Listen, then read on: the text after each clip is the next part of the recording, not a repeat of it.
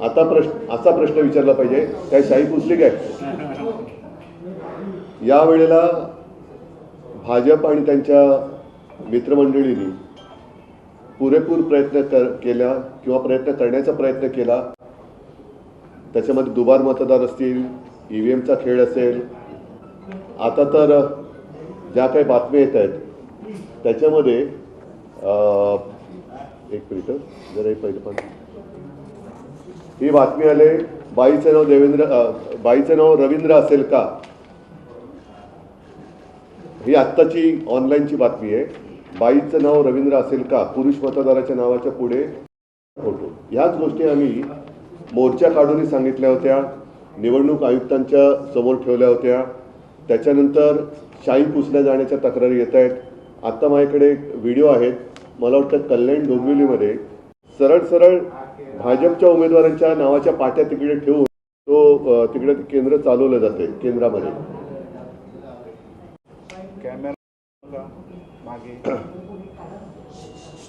हे माझ्याकडे असणार ते हे बघा, ते आत्ता चालेल ना. हां, तर हे सगळे निवडणूक जिंकण्यासाठी यांचा आटापिटा चाललेला आहे. बोटावरची शाई तर पुसली जातेच आहे. असे प्रकार यापूर्वी कधी झाले नव्हते. साधारणतः मतदान मी करून आल्यानंतर मला तिथेच आपल्या लोकांनी बाईट घेतला आणि मी प्रश्न असा विचारला होता की नेमकं निवडणूक आयोग आणि निवडणूक आयुक्त हे कसले पैसे, म्हणजे पगार कसला खात आहेत? 365 दिवस वर्षाचे. आणि आता या महापालिकेच्या निवडणुका 4 वर्षानंतर म्हणजे एकूण 9 वर्षानंतर होत आहेत. गेल्या वर्षी लोकसभा निवडणुका झाल्या, विधानसभा निवडणुका झाल्या. मतदार याद्यांमध्ये त्याच्यामध्ये नवीन मतदार येत असतात, काही जुने जात असतात, पण त्याच्यात कुठेही सुधारणा अशी काही. तर मग नेमकं निवडणूक आयुक्त हे कसले पैसे खात आहेत? आता ही मतदान केल्यानंतर जी बोटावरची शाई आहे ती पुसली जाते, तर ते खरंच आहे का हे तपासण्यासाठी आम्ही इथे चेक करतोय. हे तुमचंच आहे आणि मी मतदान करून आलेलो आहे की माझ्या बोटावरती लागलेली शाई आहे पुसतोय का, त्याचा डेमो आपण बघूया. तर अशा या बोटावरच्या शाई पुसल्या जाण्याच्या तक्रारी येत आहेत. नंतर ती एक दुसरी एक क्लिप आहे बघा, भाजपच्या प्रभाग क्रमांक 20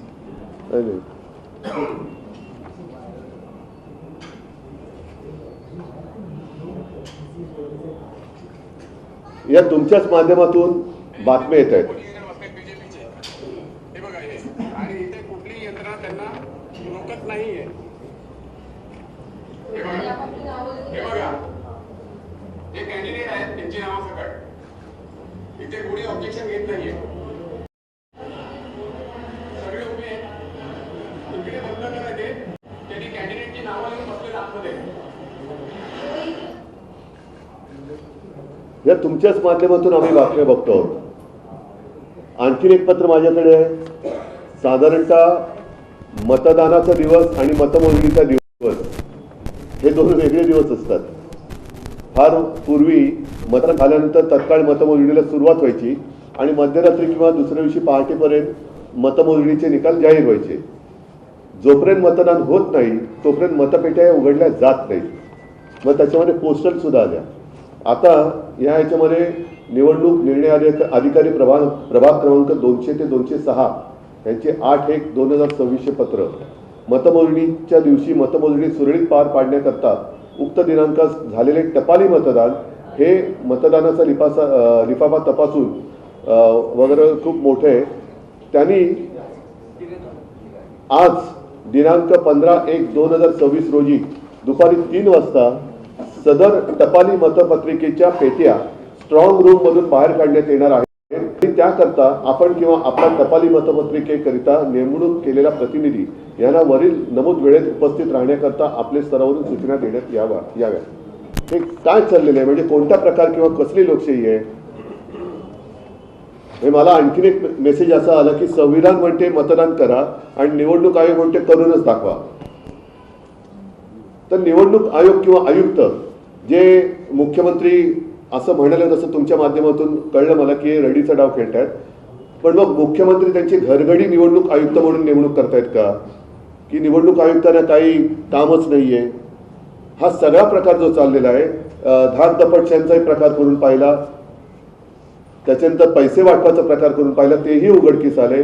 यावेळेला सोशल मीडियातून बऱ्याच गोष्टी उघड झालेल्या आहेत, टीव्ही चॅनलमधनं सुद्धा बऱ्याच गोष्टी उघडकीस आलेल्या आहेत. अगदी मी परवा ठाण्याला गेलो होतो आणि मी आणि राज आमच्या उमेदवारांना सुद्धा कोटी कोटींची ऑफर करून त्यांची उमेदवारी मागे घेण्यासाठी प्रयत्न करण्यात आला. म्हणजे सगळ्या साम दाम दंड भेद एवढी खा कशासाठी सुटले यांना? का एवढी तुम्हाला ही महापालिकेची निवडणूक, नगर परिषदेच्या निवडणुका म्हणजे मला असं वाटतं की यांच्याकडे, महायुतीकडे कर्तृत्व काही नाहीये, म्हणून वाटेल ते करा. तिकडे गणेश नाईकांकडे त्यांचं मतदान केंद्रच फरार झालं. म्हणजे टांगा आहे की नाही जागेवर मला माहित नाही, पण मतदान केंद्र फरार. त्यांच्या टांगा दुखल्या फिरून फिरून, या मतदान केंद्रात गेले, इकडे नाही, त्या मतदान केंद्रात 4 तास लागले त्यांना. म्हणजे हे मंत्र्याची हालत आहे. टांगा दुखल्या, केंद्र फरार. टांगा पलटी नाही झालं, पण त्यांच्या खेट्या घालून टांगा दुखल्यात. आता डोक्यावर हात मारावा की पाय चेपत बसावे, हा गणेश नाईकांत पुढचा प्रश्न असेल. पण ह्या सगळ्या गोष्टीवरती इलाज करायचा असेल तर मला असं वाटतं निवडणूक आयुक्तांना तत्काळ निलंबित करून त्यांच्यावरती कारवाई केली पाहिजे. कारण हे बसल्या जागी फुकटचा जनतेचा पैसा खातायत आणि सत्ताधाऱ्यांची लाचारी करतायत, असंच मला नाईलाजाने म्हणावं लागतंय. राज्य निवडणूक आयोगाने त्यांचं म्हणणं आहे की अशी शाही केली जात नाही, हा संभ्रम निर्माण केला जातो आणि तो संभ्रम निर्माण केला जातो कायदेशीर कारवाई केली जाते. बरं, आता मी सांगितलं की ते काय त्याचं नाव देवेंद्र रवींद्रच्या नावापुढे बाईचा फोटो,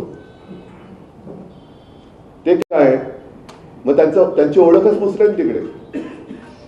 गणेश नाईकांचं मतदान केंद्र फरार आहे. अनेक ठिकाणी, काय ठिकाणी म्हणजे ठाण्यामध्ये मला अशी तक्रार आली की तिकडे कोणी मार्गदर्शन करायलाच नाहीये, कोणाचं मतदान कुठे आहे. त्याच्यानंतर आता मी तुमचीच बातमी दाखवली ना की सरळ भाजपच्या उमेदवारांच्या नावाच्या पाट्या तिकडे केंद्रामध्ये, त्याच्यावरती काय उत्तर त्यांचं? सर्वच ठिकाणी सर्वात जास्त गोंधळ जो आहे याच निवडणुकांमध्ये सर्वात जास्त पाहायला मिळाला. काही ठिकाणी मतदारांचे नावं मिळत नाहीयेत, काही ठिकाणी बूथ मिळत नाहीयेत, कुठं मतदान मागच्या वेळी जिथं मतदान केलं होतं त्याचं मतदान दुसरीकडे झालेलं आहे. हा गोंधळ सर्वात जास्त यावेळी जास्त पाहायला मिळाला. नाही, हा लोकशाहीचा खून करण्याचा प्रकार आहे. म्हणजे ह्यांना मोदींना जे 1 नेशन 1 इलेक्शन पाहिजे ते एवढ्याचसाठी पाहिजे की एका वेळेला सगळीकडे गोंधळ घालून काही वाटेल ते करा, पण सत्ता काबीज करा. आणि तुम्ही जे म्हणालात ना की या निवडणुकीत ती चढती बाजवी आहे. लोकसभेच्या वेळेला कळलं, विधानसभेच्या वेळेला आणखीन कळलं, त्याच्यानंतर दुबार मतदारांचे आम्ही गठ्ठेच्या गठ्ठे हे त्यांना दिले. त्याच्यानंतरही आज देखील काही ठिकाणी दुबार नोंदणींची नावं आमच्या लक्षात येत आहेत. काही ठिकाणी या ओळख बदलांचा चाललेला आहे, काहींची मतदान केंद्र गायब आहेत, शाही पुसली जाते. म्हणजे ही शाही, वोटरची शाही नाही, लोकशाही पुसली जाते. शाहीच्या मुद्द्यावरती इलेक्शन कमिशननं असं म्हटलं की 2011-12 पासूनच असा निर्णय आला होता आणि जरी समजा 11-12 पासूनच हा निर्णय आला होता, काय शाही पुसायचा? तुम्ही मार्गांनी करा किंवा कशाने करा, शाही पुसली कशी जाते? आणि तुमच्या चॅनलवरती ते दाखवलं जात आहे. पुसली जरी गेली तरी कोणालाही एका मतदाराला 2 वेळा मतदान करता येणार नाही असं खात्रीपूर्वक कसे सांगू शकतात ते? बरं, ज्या ठिकाणी 2 वेळा ज्यांचं नाव नोंदलं गेलेलं आहे तिथे ते हमीपत्र घेणार होते. अशी किती हमीपत्र त्यांनी आतापर्यंत घेतलेत? सर, मुख्यमंत्री देवेंद्र फडणवीस असतील किंवा भाजपचे इतर नेते आणि शिवसेनेचे सुंदर शिंदेचे शिवसेना, हां बरं, ते जे असेल ते, तर त्यांच्या सगळ्यांचं नेत्यांचं असं म्हणणं आहे की कालपासून तुम्ही दोघेही, म्हणजे तुम्ही आणि राज ठाकरे हे दोघेही जो सूर लावताय तो पराभवाची मानसिकता दिसते. तुमचा पराभव होतोय. पराभव नाही, त्यांचं कुभांड जे आहे ते आम्ही फोडतोय. नाहीतर आम्ही एवढे ताठ मानेने त्यांच्यासमोर उभे राहिलोच नसतो. त्यांचा जो काही एकूण दरोडा घालण्याचा प्रयत्न आहे तो आम्ही वेळोवेळी लोकांसमोर आणतो आहोत. मग ते दुबार मतदार असेल, धाक दपटचे असेल, पैसे वाटताना त्यांचीच लोक पकडलेत, त्यांनी एकमेकाची लोक पकडलेत. पराभवाची कारणं तुम्ही काय होताय असं त्यांचं त्यांच्या पराभवाची कारणं, कारण ते हारलेले आहेत. देवेंद्र फडणवीस आणि त्यांची सगळी चोर कंपनी ती हारलेली आहे. हारलेल्या मानसिकतेमुळे त्यांना हे असले गैरप्रकार करावे लागतात. नाहीतर जा ना लोकांसमोर, जसे आम्ही जातो तसे.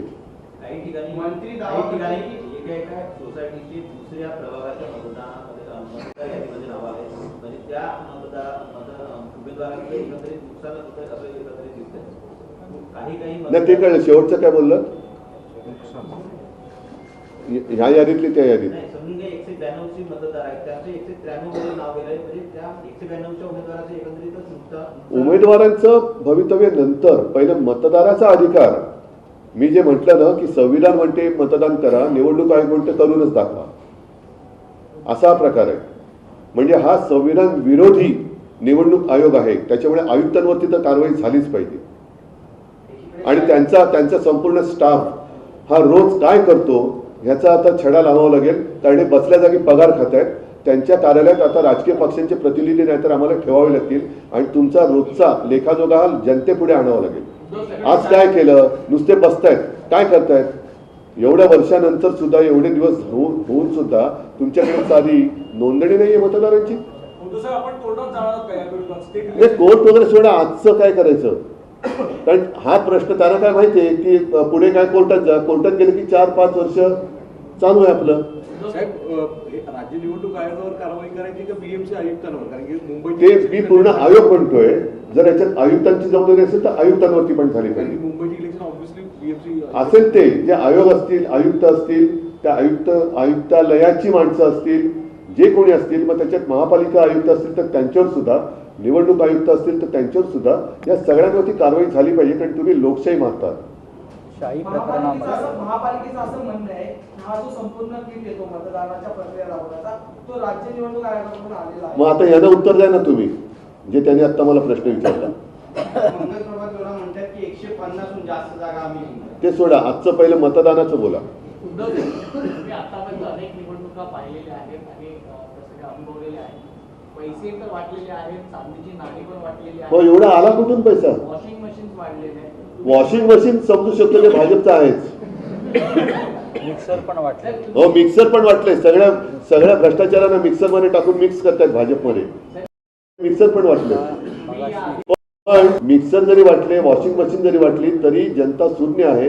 ते हे सगळे खडे आपल्या तांदळातले ते उचलून फेकल्याशिवाय राहणार नाही. तुम्ही आधी निवडणूक आयोगाच्या विरोधात मोर्चा काढला होता, तुम्ही भेट दिली, पण आता ज्या पद्धतीनं चित्र दिसत आहे खरंच निवडणूक आयोग झोपले असं वाटतं? झोपेचं ढोंग करते.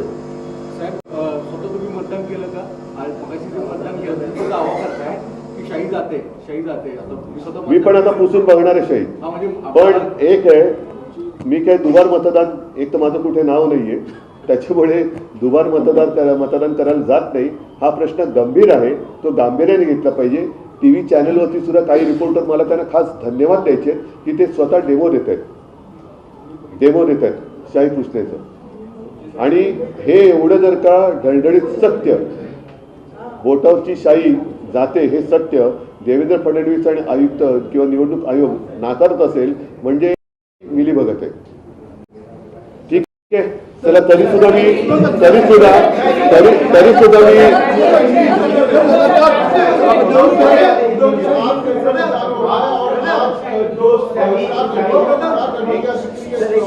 आपने कार्रवाई करने की मांग की है, क्या क्या गड़बड़ी हो रही है और किस लिए पर कार्रवाई होनी चाहिए?